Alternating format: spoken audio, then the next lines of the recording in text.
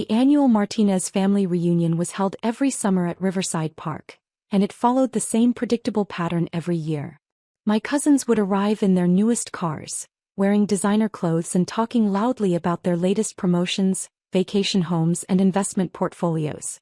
My aunts and uncles would spend the afternoon comparing their children's achievements like they were trading baseball cards. And Uncle Bob would inevitably find a moment to remind everyone that I was the family's greatest disappointment. This year promised to be no different. I pulled into the parking lot in my 10-year-old Honda Civic, wearing jeans and a simple button-down shirt that had seen better days. Through the windshield, I could see the familiar tableau of success theater that defined these gatherings.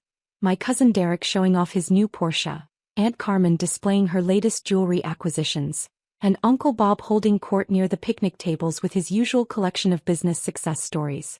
Uncle Bob was my father's older brother and the self-appointed patriarch of the Martinez family since Dad's death 5 years earlier. He owned a small but profitable construction company, drove a truck that cost more than most people's annual salaries, and never missed an opportunity to remind everyone that he'd made something of himself, despite growing up poor. More importantly, he'd taken it upon himself to publicly evaluate the life choices of every family member, especially those he deemed insufficiently successful. That would be me. I grabbed the cooler of sandwiches I'd prepared for the potluck. Simple turkey and cheese on homemade bread, nothing fancy, and walked toward the family gathering with the resigned determination of someone approaching a dental procedure. The conversations quieted as I approached, not out of respect, but because my arrival signaled the beginning of the afternoon's entertainment. Uncle Bob's annual performance of What's Wrong with Miguel. Well, Uncle Bob announced loudly enough for everyone to hear. Look who decided to grace us with his presence. It's our little Miguel, still living the dream in that tiny apartment. The assembled family members turned to look at me with expressions ranging from pity to barely concealed amusement. Over the years, I'd become the cautionary tale they used to motivate their own children. The example of what happened when you didn't apply yourself properly or make smart career choices. "Hi, Uncle Bob," I said, setting down my cooler and accepting his bone-crushing handshake. "Good to see you." "Is it, though?" he asked with a grin that didn't reach his eyes. "Because last I heard you were still working at that clinic downtown making what, 30,000-40,000 a year? Living paycheck to paycheck." The family gathering had formed a loose circle around us, anticipating the familiar routine. Uncle Bob performed this same comedy show every year, and they'd all heard the material before, but it never seemed to get old for them. "Something like that," I said noncommittally. "See, that's what I don't understand," Uncle Bob continued, warming to his theme. "You're 32 years old, Miguel. Most men your age have established careers, families, property. They've built something meaningful with their lives." He gestured broadly at the assembled relatives. "Look at Derek, he's got his own law practice, a house in Westfield, 2 kids in private school. Carmen's daughter just made partner at her accounting firm. Even little Sophia has her own marketing business now." Sophia, my 28-year-old cousin, beamed with pride at being included in Uncle Bob's success showcase. She'd started a small social media marketing company that handled local restaurants and retail shops. Respectable work that generated enough income to support her lifestyle and impress the family. "But you," Uncle Bob said, pointing at me like a prosecutor addressing a jury, "you're still living like a college student. Tiny apartment, old car, working for someone else instead of building your own future. What happened, Miguel? Where did we go wrong with you?" The question hung in the air like smoke from a barbecue grill. This was the annual moment when Uncle Bob invited the entire family to diagnose my life's failures and offer helpful suggestions for improvement. Previous years had featured discussions of my poor financial planning, my lack of ambition, my failure to find an appropriate wife, and my general inability to achieve the kind of conventional success the Martinez family valued. What they didn't know, what none of them had ever bothered to ask about, was exactly what I did at that clinic downtown, or why someone with my qualifications might choose to work there instead of pursuing more obviously lucrative opportunities. "I'm comfortable with my choices," I said simply. "Comfortable," Uncle Bob repeated with a laugh. "That's exactly the problem right there. Comfortable is the enemy of success. You can't build wealth by being comfortable. You can't create a legacy by accepting mediocrity." Derek, my lawyer cousin, decided to join the conversation. "Uncle Bob's right, Miguel. I mean, no judgment, but don't you want more out of life? Better car, bigger place, financial security. Some people are just wired differently, added Aunt Carmen with the kind of sympathetic tone usually reserved for discussing terminal illnesses. Not everyone has the drive to succeed in business. It's not about drive, Uncle Bob corrected. It's about making smart choices. Miguel here has spent the last decade making poor choices, and now he's stuck in a dead-end situation. I listened to this familiar analysis of my life's trajectory while watching a black sedan pull into the parking lot. The car was expensive but understated, the kind of vehicle driven by people who had money but didn't feel the need to announce it. It parked near my Honda and I recognized the driver immediately. Dr. Patricia Hendricks, Chief of Surgery at Metropolitan General Hospital and Director of the Trauma Surgery Residency Program. She was also my boss, though that wasn't quite the right word for our professional relationship. As one of the most respected trauma surgeons in the country, Dr. Hendricks had been my mentor for the past 3 years as I'd worked toward board certification in emergency surgery. What she was doing at a Martinez family reunion was anyone's guess, but I had a sinking feeling I was about to find out. The thing is, Uncle Bob was saying, building toward his annual crescendo, Miguel represents everything that's wrong with his generation. No ambition, no drive, no understanding of what it takes to build something meaningful. He's perfectly content to be ordinary. I don't think there's anything wrong with ordinary work, Sophia said diplomatically. Someone has to staff the clinics and hospitals. Sure, Uncle Bob agreed, but those are jobs for people without options. Miguel had options. He went to college, got decent grades. He could have done something with his life if he'd applied himself. Dr. Hendricks had gotten out of her car and was walking toward our gathering, her expression curious as she took in the scene. She was a small woman in her 50s with silver hair and the kind of quiet authority that made hospital administrators nervous and medical students stand up straighter. The point is, Uncle Bob continued, oblivious to the approaching interruption, Miguel here is 32 years old with nothing to show for it. Still renting some tiny apartment, driving a car that should have been replaced 5 years ago, working for hourly wages instead of building equity. Hourly wages, Derek repeated with a sympathetic shake of his head. That's rough, man. Have you considered going back to school? Maybe getting some kind of certification that could lead to better opportunities. Or starting your own practice, suggested Aunt Carmen. Even if it's just part-time at first. You have to think about retirement, Miguel. Social security isn't going to be enough. Dr. Hendricks had reached the edge of our family circle and was listening to this conversation with growing amusement. I caught her eye and nodded slightly, a greeting she returned with a small smile that suggested she was enjoying the show. What Miguel needs, Uncle Bob announced with the authority of someone who'd solved complex problems before, is a reality check. He needs to understand that life isn't going to hand him success on a silver platter. He needs to start making adult decisions about his future. Bob Martinez? Dr. Hendricks spoke up for the first time, her voice cutting through Uncle Bob's speech with surgical precision. Uncle Bob turned toward her with the confident smile he reserved for attractive women, especially those who appeared to be successful professionals. That's right. Bob Martinez, Martinez Construction. And you are? Dr. Patricia Hendricks, she said, extending her hand. I believe you work for Caldwell Development Group? Uncle Bob's chest puffed up with pride. That's right. Senior Project Manager. Been with the company for 8 years now. We've built half the commercial developments in this city. I know, Dr. Hendricks said. Your company handled the renovation of our surgical wing last year. Excellent work. Uncle Bob practically glowed with the professional recognition. Thank you. We take pride in delivering quality construction services. Are you in the market for any development work? Actually, Dr. Hendricks said, turning to look directly at me, I came here looking for Dr. Martinez. I hope you don't mind the interruption, but we have a situation at the hospital that requires his immediate attention. The silence that followed was so complete I could hear traffic from the highway half a mile away. Dr. Martinez? Uncle Bob repeated slowly, his confident smile beginning to falter. Dr. Miguel Martinez, Dr. Hendricks confirmed, still looking at me. Chief Resident in Trauma Surgery at Metropolitan General. I apologize for interrupting your family gathering, but we have a multi-car accident coming in, and I need our best trauma surgeon available. Uncle Bob's face had gone through several color changes, settling on a pale gray that matched the concrete picnic tables. "Chief resident," he said weakly. "Chief resident," Dr. Hendricks confirmed. "Though not for much longer. Miguel's board certification exam is next month, and once he passes, which he'll be joining our attending staff as a full trauma surgeon." The family circle had gone completely silent. Derek's mouth was hanging open. Aunt Carmen was staring at me like I'd suddenly grown wings. Sophia looked like she was trying to solve a complex math problem in her head.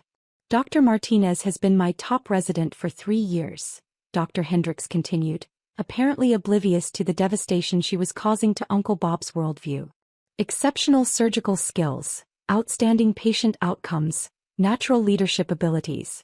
The hospital board approved his attending position last month." "Attending position," Uncle Bob repeated in a voice that sounded like it was coming from underwater. "Starting salary is $385,000 annually," Dr. Hendricks said matter-of-factly.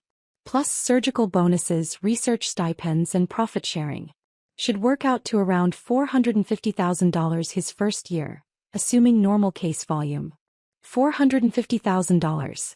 The number hit the assembled family like a physical force.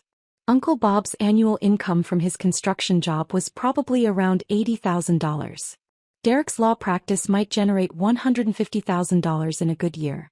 I was looking at first-year earnings that exceeded what most of them would make in 5 years. "Miguel," Dr. Hendricks said, checking her watch, "I know this is family time, but the accident victims are being airlifted to our trauma center. Can you meet me there in 30 minutes? "Of course," I said, finally finding my voice. "I'll follow you over." "Excellent. And Miguel?" She paused, looking around at my still stunned family. "Bring your surgical bag. From what dispatch is telling us, this is going to require our best work." She turned to leave, then paused and looked back at Uncle Bob. "Mr. Martinez, I hope you understand how proud you should be of your nephew. Dr. Martinez is one of the most promising trauma surgeons I've worked with in 25 years of practice. The hospital considers him a tremendous asset." With that, she walked back toward her car, leaving behind a family gathering that had been fundamentally transformed in the span of 5 minutes. The silence stretched on until Derek finally spoke. "You're a trauma surgeon." "Yes," I said simply. "A trauma surgeon," he repeated. "Like you operate on people. In emergencies." "That's what trauma surgeons do," I confirmed. Uncle Bob was still staring at me like I'd revealed I was actually an alien wearing a Miguel costume. "But you said you worked at a clinic." "I do work at a clinic," I said. "The trauma clinic at Metropolitan General Hospital. It's attached to one of the busiest emergency departments in the state." "You said you made 30 or 40,000 a year," Aunt Carmen added weakly. "No," I corrected gently. "Uncle Bob said I made 30 or 40,000 a year." I just didn't contradict him. The distinction was important. For the past several years, I'd listened to my family make assumptions about my career, my income, and my life choices without feeling the need to correct their misconceptions. It had been easier to let them believe what they wanted to believe than to constantly defend my decisions. "But why?" Sophia asked, her voice small and confused.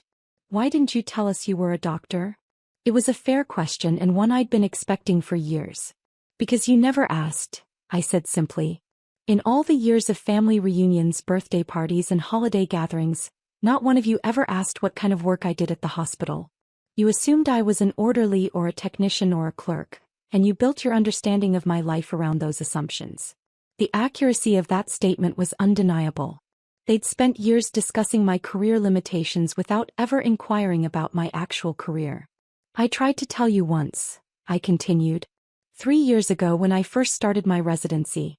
I mentioned that I was beginning surgical training, and Uncle Bob laughed and said that watching operations on TV didn't count as medical training. Uncle Bob winced at the memory. I could see him trying to recall the conversation, probably remembering his dismissive response to what he'd assumed was another one of my unrealistic fantasies. "You just let us think you were failing," Derek said, his voice carrying a mixture of admiration and accusation. "I let you think what you wanted to think," I corrected. "Your assumptions about my life said more about your expectations than about my reality." "But the apartment," Aunt Carmen said desperately, grasping for some way to make sense of the situation. You said you lived in a tiny apartment. I do live in a tiny apartment, I confirmed. A one-bedroom place about 6 blocks from the hospital. It's small because I'm rarely home, and when I am home I'm usually sleeping. I don't need much space. But you could afford something bigger, Sophia said. With that kind of salary you could afford a house. A really nice house. I could, I agreed. But I'm saving for other things. What other things? This was the conversation I'd been avoiding for years, not because I was ashamed of my goals, but because I'd learned that my family's idea of success didn't align with my own priorities. Medical school left me with $200,000 in student loans, I explained. I've been living modestly so I can pay those off as quickly as possible. Once they're gone, I'm planning to start a free clinic in the underserved part of town. A free clinic, Uncle Bob repeated, his voice flat with incomprehension. Most trauma surgery happens to people who can't afford trauma surgeons, I said. Motorcycle accidents, workplace injuries, domestic violence cases. I want to establish a clinic that can provide emergency surgical care regardless of insurance status. But why? Derek asked. I mean, that's noble and everything, but why give up the income? You could make millions in private practice. Because saving lives is more important than accumulating wealth, I said simply. The statement hung in the air like a challenge to everything the Martinez family had always believed about success and achievement. They'd spent decades measuring worth in terms of income, possessions, and social status. The idea that someone might deliberately choose service over wealth was foreign to their understanding of rational decision-making. Miguel, Uncle Bob said slowly, I owe you an apology. A really big apology. You owe me respect, I corrected. Apologies are nice, but what I want is for my family to stop making assumptions about my life and start asking questions about what I'm actually doing. Dr. Martinez, Derek said, testing out the title. I still can't believe you're a surgeon. I mean, I can believe it now, but it's hard to reconcile with your assumptions about who I was supposed to be, I finished. Yeah. I looked around at my family, people I loved despite their flaws, people who'd spent years underestimating me because I didn't fit their definition of success. The revelation about my career wouldn't immediately change our relationship dynamics, but it was a start. There's something else you should know, I said, pulling out my phone and checking a text message that had just arrived. The attending position Dr. Hendricks mentioned? It comes with additional responsibilities. What kind of responsibilities? Aunt Carmen asked nervously, probably bracing for another revelation that would further upend her understanding of my life. I'll be directing the trauma surgery residency program, I said. Teaching the next generation of emergency surgeons. It's a significant honor. Most doctors wait years for that kind of appointment. Teaching other doctors, Sophia said wonderingly. You're going to be teaching other doctors. I already teach other doctors, I said. I've been supervising junior residents and medical students for the past 2 years. It's one of the most rewarding parts of the job. My phone buzzed again with another message from the hospital. The accident victims were arriving and they needed me there immediately. I have to go, I said, standing up and grabbing my keys. People's lives are depending on the surgical team being ready when they arrive. Of course, Uncle Bob said quickly. Go save lives. We'll talk more later. As I walked toward my Honda Civic, which suddenly looked less like a symbol of failure and more like practical transportation for someone who spent most of his time at work, I could hear my family beginning to process what they'd learned. A trauma surgeon, I heard Derek saying to Sophia. Our cousin Miguel is a trauma surgeon. Who's going to make $450,000 a year, Sophia replied. Plus bonuses. And he's been living in that tiny apartment by choice, Aunt Carmen added. To pay off student loans faster. I got in my car and started the engine, glancing back at the family gathering one more time. Uncle Bob was sitting heavily on a picnic bench, staring at the ground like he was trying to solve a difficult puzzle. The rest of my relatives were clustered in small groups, probably comparing notes on every conversation they'd ever had with me and wondering what other assumptions they'd gotten wrong. As I drove toward the hospital, my phone rang through the car's Bluetooth system. Dr. Hendricks' voice filled the car. Miguel, I hope I didn't cause too much family drama back there. Nothing that wasn't a long time coming, I said. But I'm curious, how did you know where to find me? Your cousin Sophia, she said with a laugh. She handles social media for that new restaurant downtown, the one where I had lunch yesterday. She was posting pictures from your family reunion and I recognized you in the background. I figured it was a good opportunity to meet your family. And the multi-car accident? Very real, unfortunately. 3 vehicles, 7 victims, 2 in critical condition. We'll need your best work today. On my way, I said, switching into the professional mindset that had carried me through years of medical training and residency. Family drama would have to wait. People needed surgery and I was one of the few people in the city qualified to provide it. 20 minutes later, I was scrubbed in and standing over a trauma patient, my hands working to repair damage that would have been fatal without immediate surgical intervention. This was what I'd trained for, what I'd sacrificed for, what I'd chosen over the conventional markers of success my family valued. 6 hours later, after successfully completing 3 emergency surgeries and stabilizing 4 other patients, I finally had a chance to check my phone. I had 17 missed calls and 43 text messages from various family members. The messages ranged from simple expressions of amazement, "I can't believe you're a doctor," to more complex attempts to process the day's revelations. "Mom wants to know if you need help furnishing a bigger apartment." But the one that mattered most was from Uncle Bob. "Miguel, I spent years talking about building something meaningful with your life. Today I learned you've been doing exactly that and I was too blind to see it. I'm proud of you and I'm sorry it took me so long to say that." I smiled and put the phone away. Tomorrow I'd call him back and we'd start rebuilding our relationship on a foundation of mutual respect rather than misplaced assumptions. But tonight I was going home to my tiny apartment, proud of the lives I'd saved and satisfied with the choices I'd made. Sometimes the most meaningful success isn't visible to people who only know how to measure wealth and status. Sometimes the best revenge is simply living well even when nobody notices you're doing it.